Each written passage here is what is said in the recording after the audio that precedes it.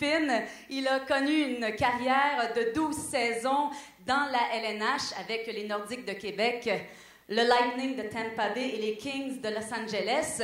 Il a été capitaine, entre autres, avec les Nordiques de Québec et assistant capitaine pour la majeure partie de son parcours.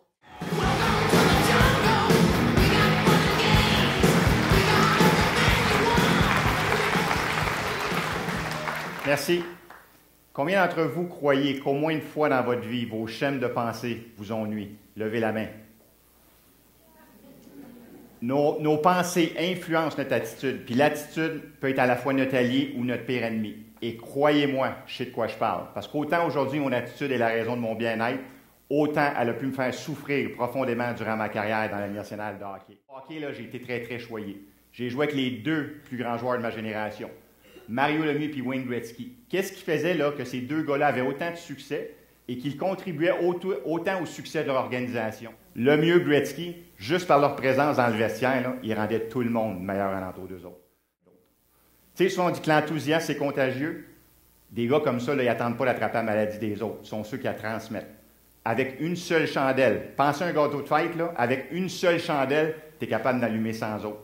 Soyez cette chandelle. Avec qui on est et d'accéder à la vision, la créativité, l'intuition et de réaliser qu'on a des choix. On a toujours des choix dans la vie. Régulièrement, là, posez-vous la question. Ce que je fais actuellement, là, est-ce que ça résonne avec qui je suis? Je peux vous garantir que si la réponse c'est non, là, vous avez pris de la douleur à vous et aux gens autour de vous. Ce qu'on pense, on ressent, puis ce qu'on ressent, on crée. Et rappelez-vous, là, approchez chaque nouvelle journée là, avec l'enthousiasme, l'émerveillement d'un enfant qui sait que la vie lui réserve de belles surprises. Merci beaucoup. Sa conférence « La santé mentale au travail ». Mesdames et messieurs, c'est un plaisir de vous présenter Stéphane Grenier. Et puis, ma mission aujourd'hui, c'est très simple, c'est de réhumaniser les milieux de travail. Travail qui m'attendent à la porte et qui me donnent un bon coup de pied dans le plat. C'est un peu ça qui se passait dans mon milieu de travail. On n'avait aucune compréhension à ce moment-là. C'est quoi les signes? Pas les symptômes. Les signes de quelqu'un qui ne va pas bien. Le général Dallaire, à ce moment-là, a été pris sur un banc dans un parc qui était sous, c'était le milieu de la nuit. Et ça l'a fait un gros boom à l'intérieur des forces. Et ça a été vraiment ma chance à moi d'insérer cette perspective-là, qui est une perspective non clinique. Je veux savoir quoi faire s'il y a un de mes collègues qui ne va pas bien aujourd'hui dans vos milieux de travail qui sont dans le rouge. Il y a des gens qui ont peut-être une succession de 3 ou 4 jours où ils sont dans le jaune, ou le jaune foncé, ou l'orange pâle. Évidemment, je n'ai pas le temps aujourd'hui de tout décortiquer ce modèle-là, mais c'est un modèle très simple pour faire comprendre aux gens qu'au niveau mental, c'est la même chose qu'au niveau physique. C'est moi qui décide. C'est moi qui décide. Continuez à courir et on empire la blessure, ou vous autres, ramenez-les au baraque, on met de la glace là-dessus, puis si ça fait encore mal, ça en ben go, on va voir un docteur. Mais ma décision, pourquoi est-ce que ça serait différent en milieu de travail au niveau de la santé mentale? C'est parce qu'on ne voit pas les problèmes de santé mentale sur une échelle graduée. Fatigue, c'est la fatigue cumulative. On en fait plus avec moins. À un moment donné, j'avais 3 BlackBerry. Je ne sais pas combien d'entre vous ont 2 ou 1 ou 2 téléphones cellulaires, mais à un moment donné, on n'est plus capable. Hein? Donc, la fatigue.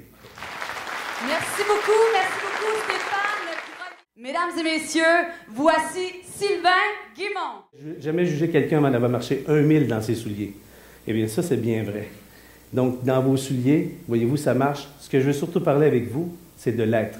Qui on est vraiment de Montréal. Et la première chose que j'ai demandé à Michel, j'ai dit, Michel, c'est quoi ton rêve? Donc, Michel me dit, je veux que tu viennes travailler avec moi. Et j'ai dit, c'est quoi ton rêve? Il me dit, ce serait de gagner la Coupe Stanley. Et je me suis dit, OK, c'est assez facile, Coupe Stanley. J'ai tapé Coupe Stanley dans Google Maps.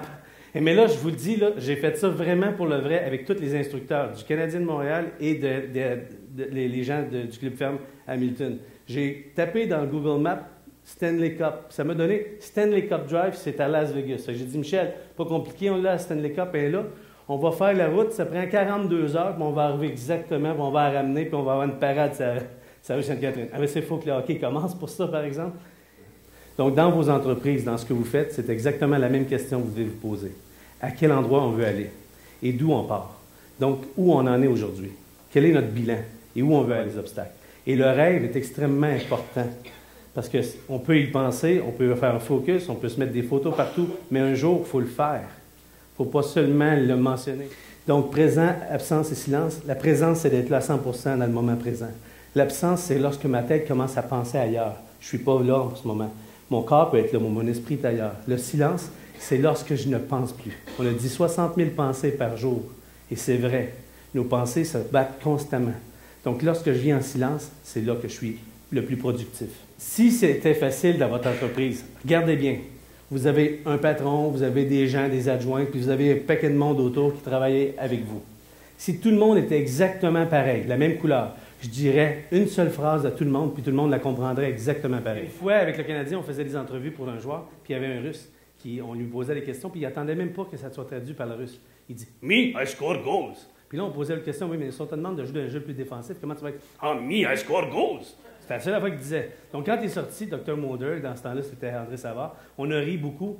Puis là, tout le monde a dit, on ne peut pas prendre un clown de même, ça n'a pas de bon sens. Là, j'ai dit, non, c'est lui qu'il faut prendre. Lui, il score goals. Score pas goals, coup de pied dans le derrière, en Sibérie. Il te le dit, ce qu'il va faire.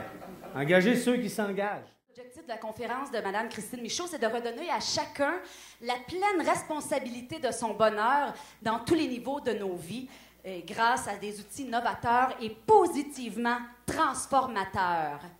Sa conférence, j'adore son titre, Sexy, Zen et Happy. Mesdames et messieurs, c'est un privilège de vous présenter Christine Michaud.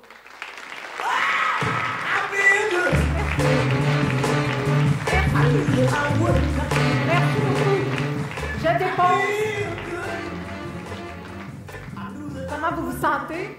Vous vous sentez bien? J'espère. I feel good. Moi, je pense que si on avait un objectif dans la vie, puis c'était de se sentir bien, c'est incroyable tous les changements qu'on pourrait apporter, puis comment on pourrait se déployer.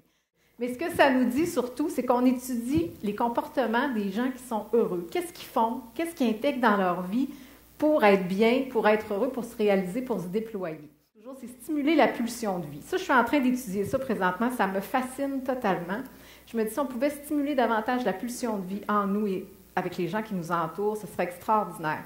Pour vous donner un exemple, dans un couple, si on stimulait la pulsion de vie, imaginez deux êtres humains qui sont en couple ensemble, les deux étant parfaitement dans leur puissance, donc deux personnes qui se connaissent bien, qui règlent leurs affaires au fur et à mesure, qui entretiennent le moins possible de bébites, et qui cheminent les deux dans ce qui les passionne, qui se réalisent complètement. Qu'est-ce que ça fait? Ça fait deux êtres très solides qui cheminent un à côté de l'autre et un va inspirer l'autre à se réaliser continuellement. Là, je vous donne l'exemple du couple, ça fonctionne en famille, en entreprise, en amis, n'importe où.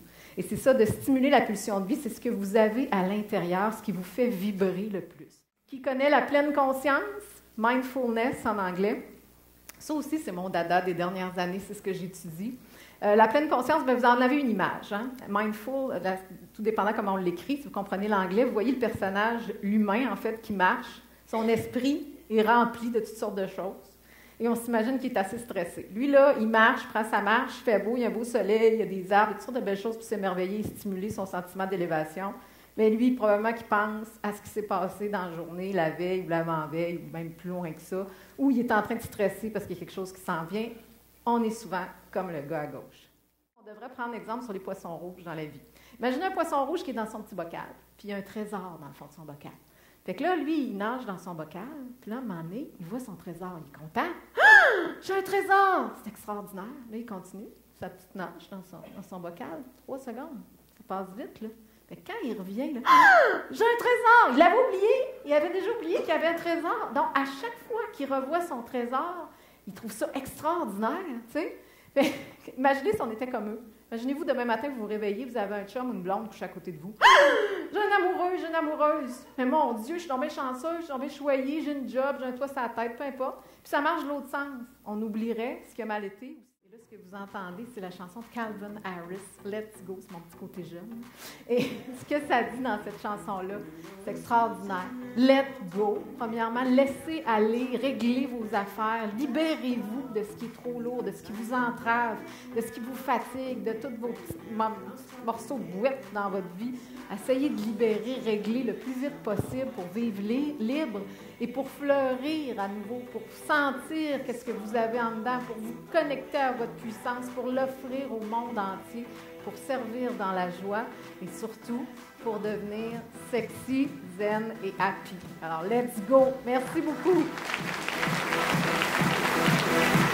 Merci, mesdames et messieurs, Christine Michaud! Marcel Leboeuf,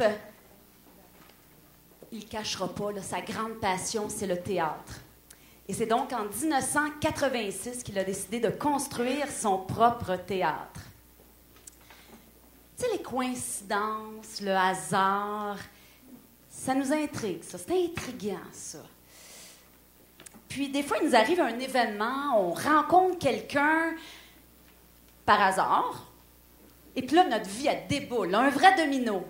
Mais c'est de ça que vient nous parler Marcel Leboeuf dans sa nouvelle conférence « Le hasard selon Marcel, synchronicité des rencontres humaines ». Il nous raconte son parcours teinté de synchronicité et avec plein d'anecdotes.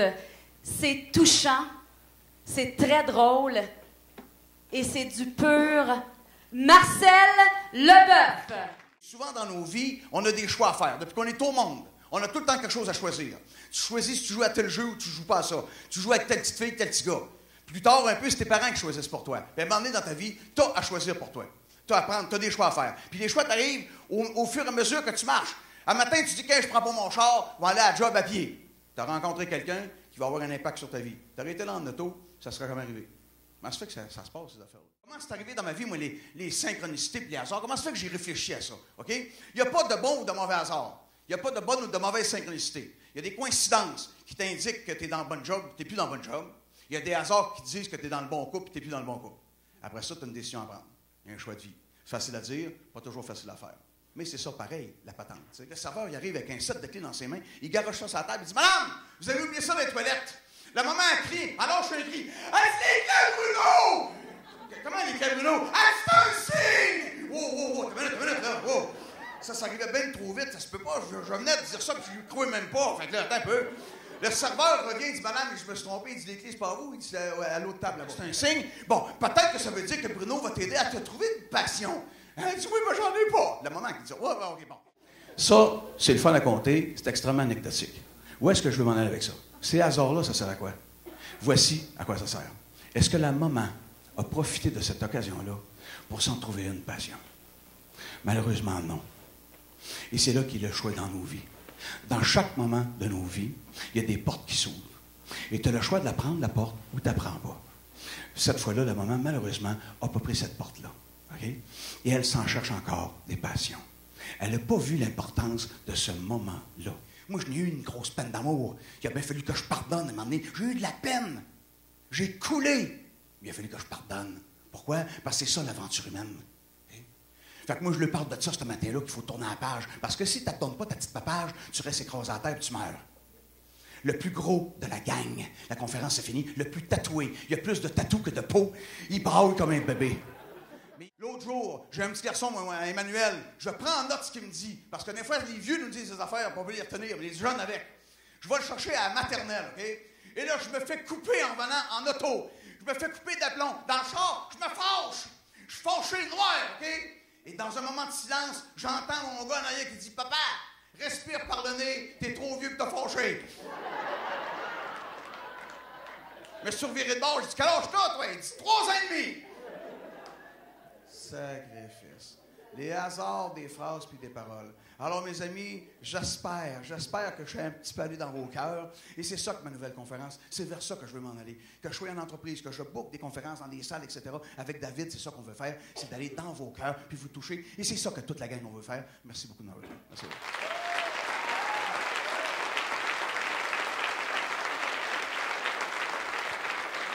Marcel Leboeuf!